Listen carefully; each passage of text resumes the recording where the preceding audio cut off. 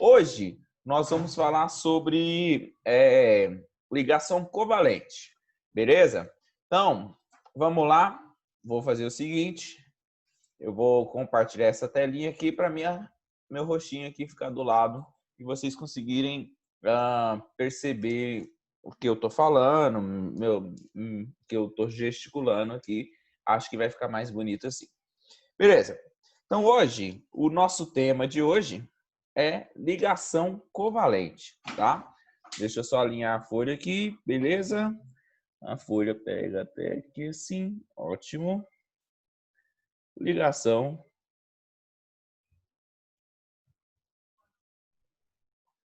covalente. Eu já vou arrumar o foco aqui. Calma aí. Espera aí, deixa eu tentar arrumar o foco aqui. Tá. Deixa eu chegar minha folha um pouquinho pro lado aí. Pronto. Ligação covalente. A ligação covalente, meus queridos, diferente da ligação iônica, ela não acontece com a transferência de elétrons. Ela acontece, na verdade, com... Só um instante, meninos. Espera aí, só um instante.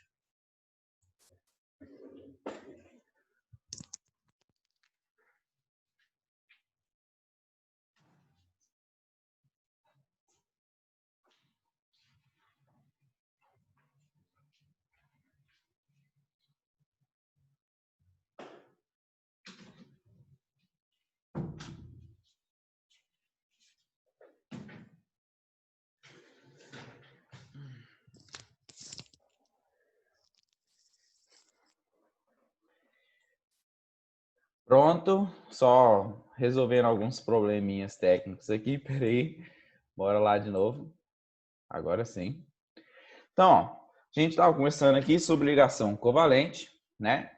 E a ligação covalente, ela ocorre quando você tem ali uma ligação entre dois ametais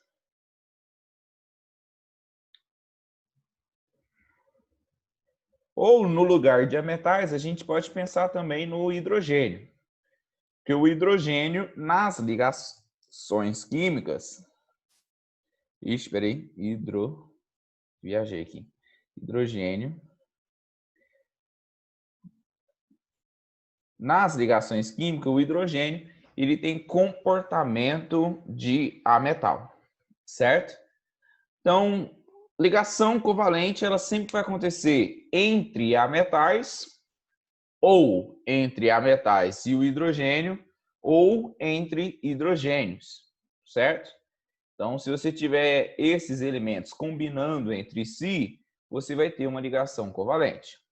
Diferente do que eu falei para vocês na aula passada sobre ligação iônica, a ligação iônica você tem a transferência de elétrons. Porque você está juntando um átomo com tendência de perder elétrons e um átomo com tendência de receber elétrons. Então, os elétrons eles são transferidos. Quando você junta dois ametais, os dois átomos têm tendência de receber elétrons. E se eles têm tendência de receber elétrons, vai acontecer, na verdade, o compartilhamento de elétrons.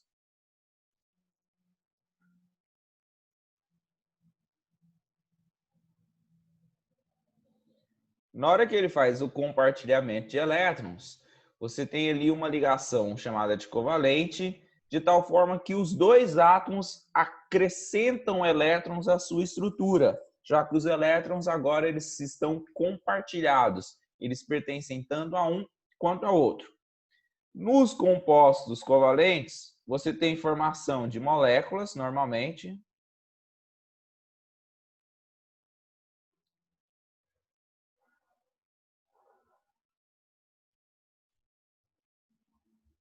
Mas existe também a possibilidade de formação de retículos, assim como no composto iônico. Retículos. Oh, tá difícil aqui, ó. Retículos. Viajei aqui. Beleza. Tá feio, mas dá para entender. Então você tem lá ligação covalente, é uma ligação entre ametais. Ela é formada pelo compartilhamento de elétrons você tem formação de moléculas e ou retículos, certo? Agora, para a gente entender melhor sobre a ligação covalente, vamos colocar aqui trabalhar com vários exemplos. Na formação de moléculas, principalmente, formação de moléculas é o mais comum quando você tem um composto covalente. E quando você tem a formação de moléculas, a gente tem a representação de uma fórmula que é chamada de molecular. Essa fórmula molecular, ela também pode ser representada através de uma fórmula chamada de Lewis, ou também conhecida como fórmula eletrônica. E, por último, por uma fórmula estrutural da nossa molécula.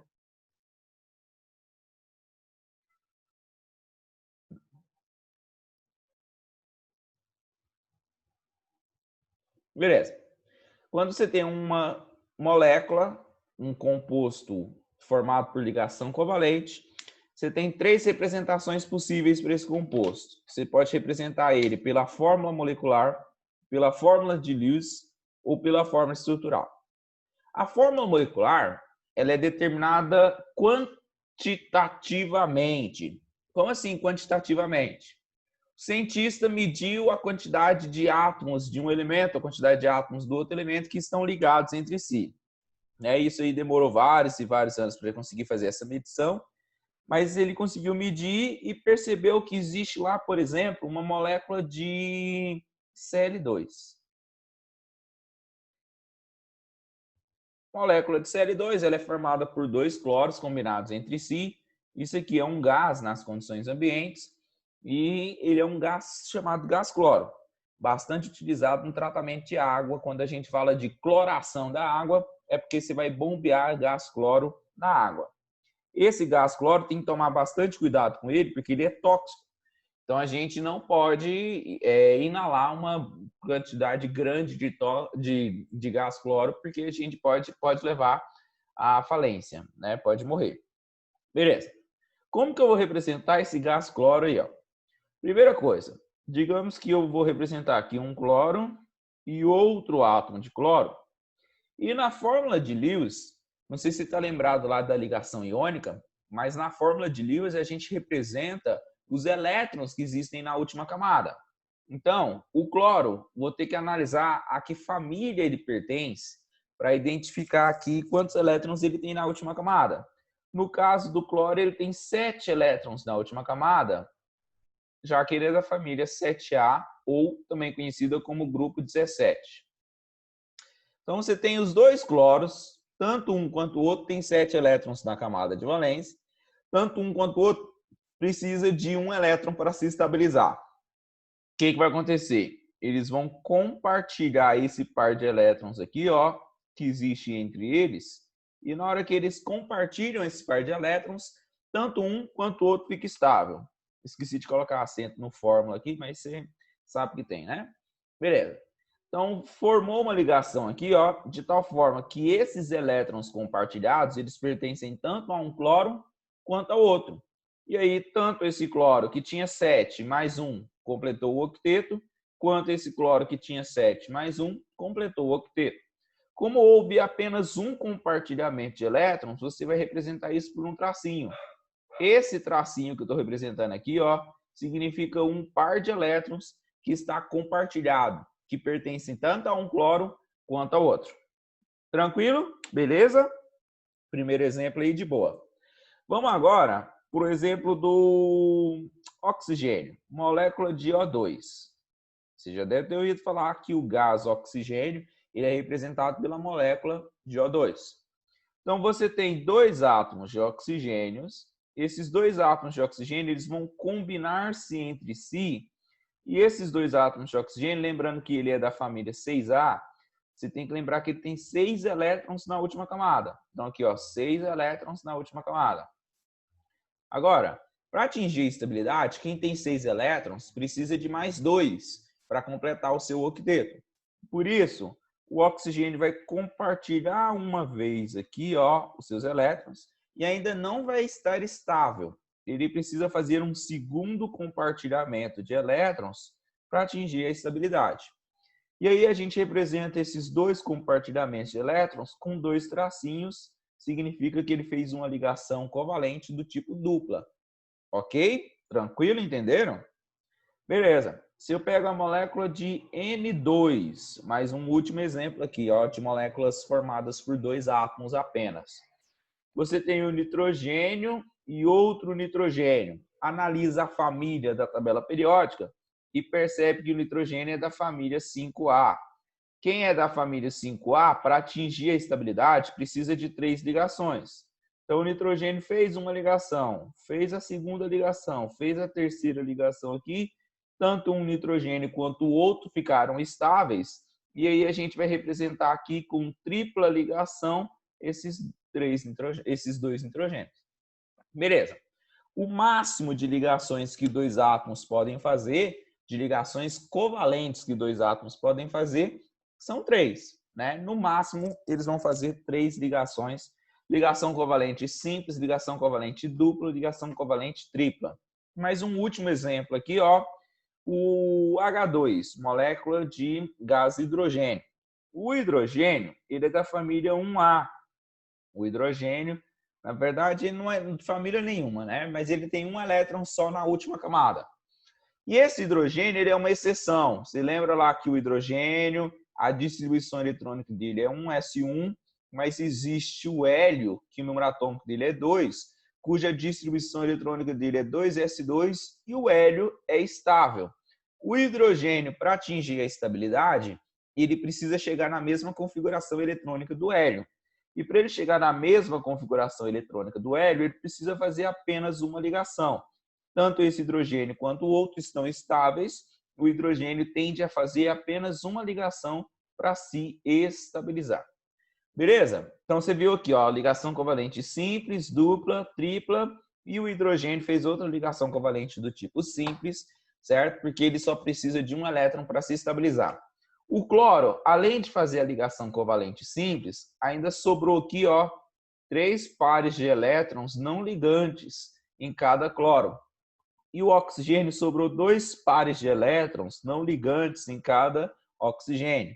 O nitrogênio sobrou 1 par de elétrons não ligantes em cada nitrogênio. E o hidrogênio não tem par de elétrons livres, não tem par de elétrons não ligantes, já que o único elétron que ele tinha, fez ali a ligação química que era necessária para ele atingir estabilidade. Tranquilo até aí? De boas? Qualquer dúvida, vai mandando aí no comentário que eu já vou lendo aqui na hora e resolvendo as questões, o comentário de vocês. Professor, vocês iriam falar a regra especial do boro. Vou falar daqui a pouco. Espera um pouquinho aí que no final dessa aula eu ainda vou falar sobre o boro. Certo? Ô, meninos, vamos virar a página aqui. Pode virar, né? Vocês já conseguiram tirar print ali ou vocês querem que volte? Qualquer coisa vocês falam aí que eu volto lá para você tirar um print. Ou para você que está copiando aí, terminar de copiar. Vamos fazer mais exemplos. Vamos continuar aqui com exemplos de compostos moleculares. Vou colocar a fórmula molecular primeiro. Aqui, ó.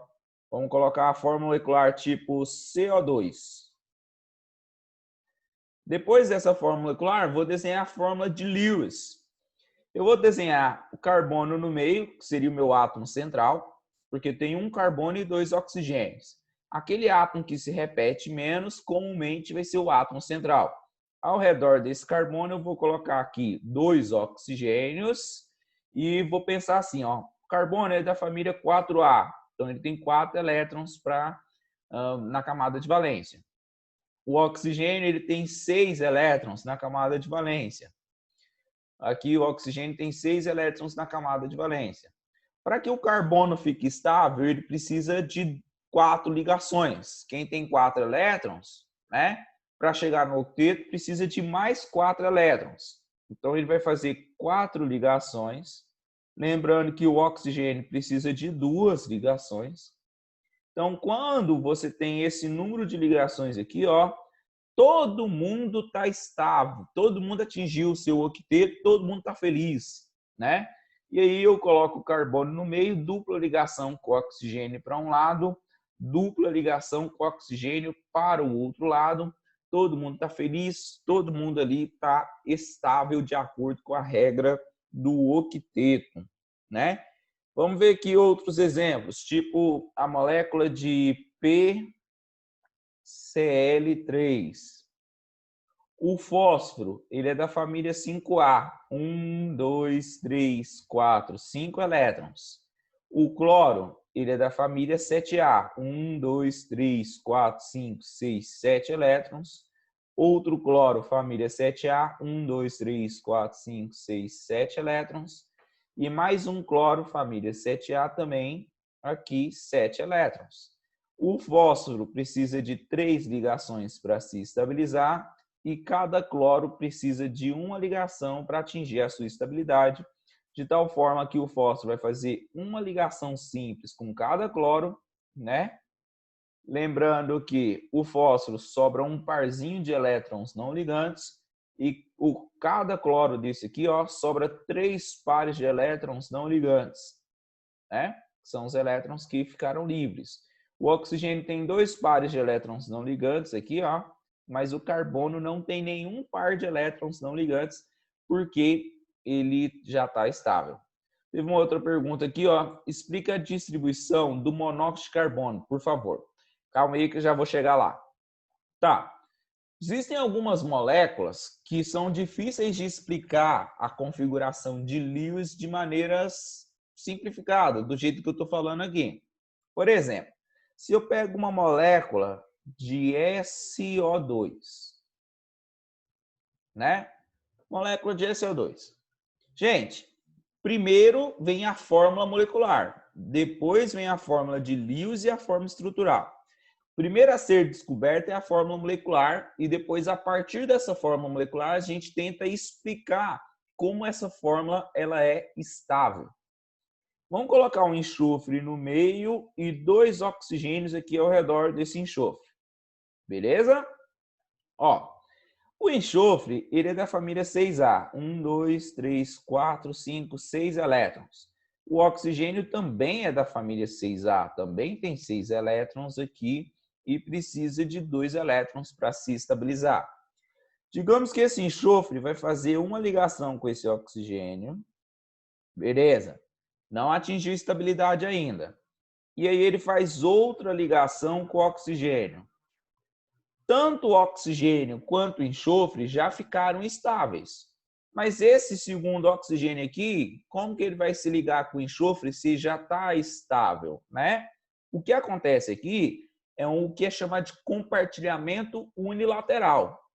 O enxofre já está estável, está de boa, não precisa de elétrons mais. O que esse enxofre vai fazer? Ele vai pegar um dos pares de elétrons que ele tem e vai compartilhar unilateralmente com o oxigênio. Quando eu falo que ele compartilha unilateralmente, ele não perde os elétrons. Os elétrons continuam sendo dele, mas ele compartilha aqui com o oxigênio vizinho. De tal forma que essa molécula ela pode ser representada assim, ó. O enxofre fez dupla ligação com esse oxigênio, fez uma ligação simples com outro oxigênio. Esse oxigênio aqui ó, ficou com 1, 2, 3, 4 elétrons livres. Esse oxigênio aqui ó, tem 6 elétrons livres e o enxofre tem um par de elétrons livres. Conta o número de elétrons ao redor de cada um desses átomos aqui. Eu vou pegar uma caneta colorida para a gente contar. Olha lá. Esse oxigênio ele tem 1, 2, 3, 4, 5, 6, 7, 8 elétrons. Então ele está estável. O enxofre ele tem 1, 2, 3, 4, 5, 6, 7, 8 elétrons. O enxofre, ó, está estável também. E esse último oxigênio ele tem 1, 2, 3, 4, 5, 6, 7, 8 elétrons. Esse último oxigênio também está estável. Todo mundo está estável. Então, você tem que o enxofre está fazendo uma dupla ligação com o oxigênio, uma ligação simples com outro oxigênio, só que essa ligação simples ela é unilateral, de tal forma que todo mundo está feliz, todo mundo quer cantar, todo mundo está estável. Beleza? Entenderam, meninos? De boas? De boa, deixa eu virar aqui um pouco a luz para ver se fica um pouco melhor. Aí. Bom, só que agora meu rosto ficou estourado. Aí. Pronto. Muita luz no meu olho. Vou ficar cego. Beleza. Então, existe a possibilidade de acontecer um compartilhamento unilateral. Conseguiram entender aí? Agora, vamos lá. O nosso amigo aqui, ele perguntou no reservado sobre a molécula do monóxido de carbono. O monóxido de carbono é o CO. Beleza. Você tem aqui um carbono e um oxigênio. Lembrando que o carbono ele pertence à família 4, ele tem aqui um total de 4 elétrons. E o oxigênio ele pertence à família 6, ele tem aqui um total de 6 elétrons. Esse oxigênio ele precisa de 2 ligações para se estabilizar. Na hora que ele pegou essas 2 ligações aqui, esse oxigênio aqui, ó, ele já está estável. Eu vou dar um sinal de estabilidade para ele aqui, ó. Beleza. Depois que o oxigênio já está estável, o carbono ele ainda não está estável. O que falta para esse carbono aqui ficar estável? Né? O carbono tem 4 elétrons. Se ele pegou 2 elétrons a mais, para ele se estabilizar, está faltando mais 2 elétrons para chegar no octeto. E o oxigênio já está estável, o que esse oxigênio vai fazer? Ele vai pegar um dos pares de elétrons que ele tem e vai compartilhar unilateralmente com o carbono. De tal forma que eu posso desenhar assim, ó, carbono fazendo tripla ligação com oxigênio. Nesse carbono sobra um par de elétrons livres e nesse oxigênio sobra um par de elétrons livres. Se você contar o número de elétrons ao redor do carbono e ao redor do oxigênio, você vai perceber que os dois têm 8 elétrons. O carbono tem aqui, ó, 1, 2, 3, 4, 5, 6, 7, 8 elétrons e o oxigênio é a mesma coisa, né? Só para ficar mais claro, talvez você não tenha entendido, esse parzinho de elétrons que está aqui em cima, ó, ele veio somente do oxigênio. Ele foi um compartilhamento unilateral do oxigênio em direção ao carbono. Às vezes, eles representam esse compartilhamento unilateral com uma setinha. Então, você às vezes vai encontrar assim, ó, enxofre, setinha, oxigênio, duplo oxigênio. Só que essa é uma representação antiga. Hoje em dia, a gente não faz isso mais, não. Tá? Se você vê isso aqui, é porque é algum livro, alguma questão que está desatualizada. Tá? Hoje em dia, a gente representa um tracinho normal, porque é um compartilhamento de elétrons normal. Só que é um compartilhamento de elétrons, como eu disse, unilateral. De boas, Dibas, né? Tem mais uma pergunta aqui, deixa eu ver. Todos os ametais conseguem realizar essa ligação unilateral? O carbono, não. Se você pega aqui, ó, por exemplo, família 7A, né? Os elementos que pertencem à família 7A, tipo um cloro da vida, para o cloro ficar estável, ele precisa fazer apenas uma ligação, não é isso? Então, quando ele faz uma ligação, você concorda que sobrou aqui 3 pares de elétrons não ligantes? E aí, esses 3 pares de elétrons, eles podem ser compartilhados com algum outro elemento aqui que esteja ao redor. Para haver uma ligação desse tipo que eu te falei que é unilateral, você precisa ter um par de elétrons sobrando naquele átomo. Se aquele átomo tiver um par de elétrons sobrando, ele pode fazer essa ligação. Você pega um elemento da família 6A, né? Tipo o enxofre, que é bem comum fazer essas ligações que eu te falei que é unilateral, né? Ligação covalente. Ele tem aqui, ó, 1, 2, 3, 4, 5, 6 elétrons. Ele faz 2 ligações covalentes. E aí sobra aqui 2 pares de elétrons não ligantes. Esses 2 pares de elétrons não ligantes, ele pode fazer 2 ligações desse estilo que eu te falei. Se você pega o elemento da família 5A, tipo o nitrogênio da vida, né, ou um fósforo, como está aqui representado, esse fósforo, ele tem 5 elétrons na última camada, faz aí, ó, 3 ligações, sobra um par de elétrons, e esse par de elétrons que sobrou é onde ele pode fazer uma ligação covalente do tipo lá unilateral. Beleza. E quando você pega um elemento da família 4A, que é o caso do carbono, né, que ficou faltando espaço, vamos colocar aqui, ó, OBS. Se você analisar esse carbono aqui, ó, sobra algum par de elétron livre nele? Como o carbono não sobra par de elétrons livres, ele não vai fazer esse tipo de ligação aí, ok? É uma ligação covalente normal, só que o par de elétrons que está compartilhado, ele veio só de um dos dois átomos. Beleza, galera? Tira um print aí que eu vou virar a folha. Vamos lá, rapidão. Que aí eu vou falar do caso do boro, que também foi uma pergunta aí que veio aqui na aula. Bora lá? Beleza, vou virar aqui a página. Ótimo. Perguntaram aqui sobre essa ligação dativa. Meninos, ligação dativa, essa ligação que eu estou te explicando aqui, ó, essa setinha, essa ligação unilateral, antigamente ela era conhecida como ligação dativa. Hoje em dia a gente não reconhece mais a ligação dativa como sendo uma ligação covalente normal, desse estilo aqui. A ligação dativa, ela até existe, mas não dentro da formação desses compostos aqui. A ligação dativa, ela existe dentro do que a gente chama de ácido e base de Lewis. Mas isso aí é um tema para outras aulas. A gente vai falar mais para frente. Aqui não existe ligação dativa, tá? Por enquanto, você despreza a ligação dativa.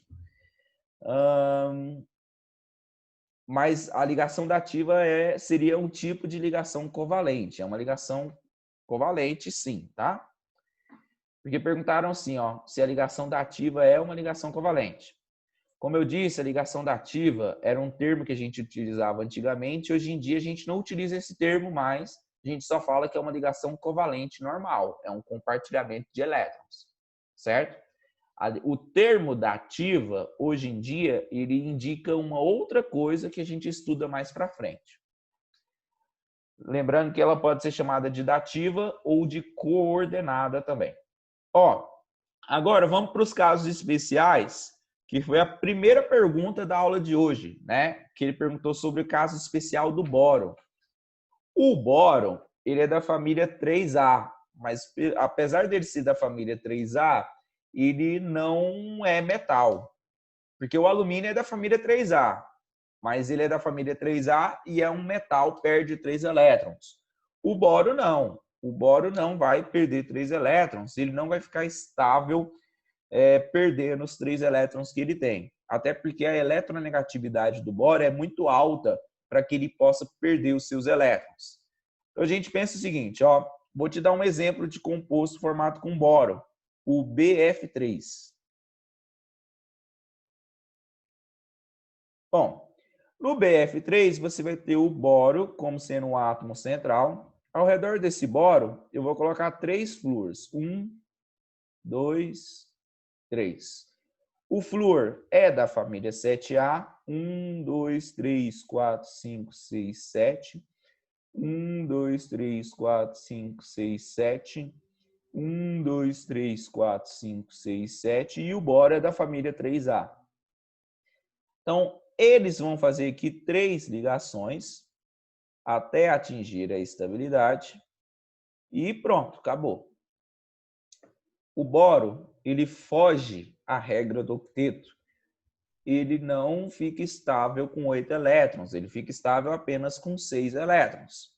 Então, se você for pensar aqui, ó, o boro vai estar ligado com 3 flúors e pronto, acabou, ficou estável. Ele é uma exceção à regra do octeto e eu posso até te explicar o porquê, mas é tão complexo que eu acho que não convém. Pensa só como ele sendo uma exceção. Se você pensar ele como sendo exceção, pronto, certo? Para explicar o porquê que ele foge da regra do octeto, a gente tem que falar um pouco sobre hibridização do boro. E eu acho que não convém, porque não é cobrado nos vestibulares hibridização de outros átomos que não seja hibridização do carbono. A não ser que você queira fazer um ITA, uma FUVEST da vida, que são vestibulares que cobram mais conteúdo, hibridização de átomos que não sejam o carbono não é cobrado. Mas esse boro aqui, ele tem uma hibridização que a gente chama de sp2, e por isso ele fica estável apenas com essas 3 ligações aí. Outros exemplos de exceção à regra do octeto é tipo o PCl5, o SF6. Esses 2 compostos aí, eles são exceções à regra do octeto. O fósforo aqui, ó, se ele fizer 5 ligações com cloro, lembrando que o cloro precisa de apenas uma ligação para atingir a estabilidade, né? E digamos que ele vai fazer 5 ligações com cloro, esse fósforo ele vai passar de 8 elétrons, ele vai extrapolar o octeto. E extrapolando o octeto, ele não seria estável, né? Mas, como eu disse, esse aqui é um caso especial, é uma exceção. Cada um desses cloros aqui ainda existe 6 elétrons livres, não, né? Porque eles ficam em pares e impares. Existem aqui 3 pares de elétrons livres. De tal forma que você tem a molécula de PCl5 que foge à regra do octeto. Então, você coloca o P no meio e 5 cloros aqui ao redor. A molécula de SF6 é a mesma coisa. O flúor é da família 7A. A família 7A precisa de uma ligação só. E o enxofre vai ter que fazer uma ligação com cada um desses flúores, né? Então, você já pode até montar a estrutura de Lewis aqui rapidamente, ó. Você vai ter 6 flúores ao redor do enxofre.